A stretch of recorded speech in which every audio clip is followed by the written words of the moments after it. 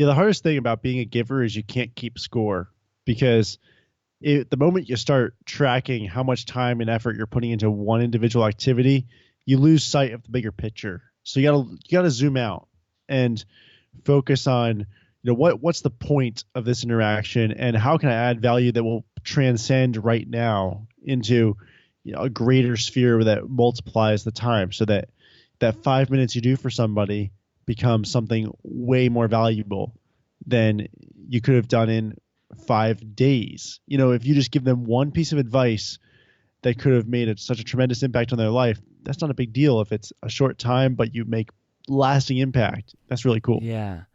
Like another quote that I like, it says something like, to make $1 million, don't focus on making $1 million. Focus on helping 1 million people. Once you help 1 million people, basically, then you'll be making a lot more than $1 million probably at that point. But Right. what can you create that adds value to other people? What can you create that other people want? If you're working at a job, how can you create something that's going to be valuable to your employer or coworkers or something, and that's going to help you be successful. So it really, if you're just focused on yourself, really being self-centered, so you're a taker, and you think, okay, so the way I'm going to get ahead is I'm going to help this person, and that's going to make me move up the ladder.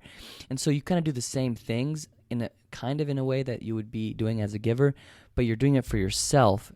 That's when people are going to sense that, and they're not going to like you, and it's going to be a different way of going about It things. kind of boils down to what's your attitude. You get your attitude right, and then the actions will all fall into place. I like that. It's a different mindset Wow. too, because you kind of want to focus on the money. That's how business is geared. But when you take money out of the picture temporarily, it's interesting how giving is something that, time is free in a sense.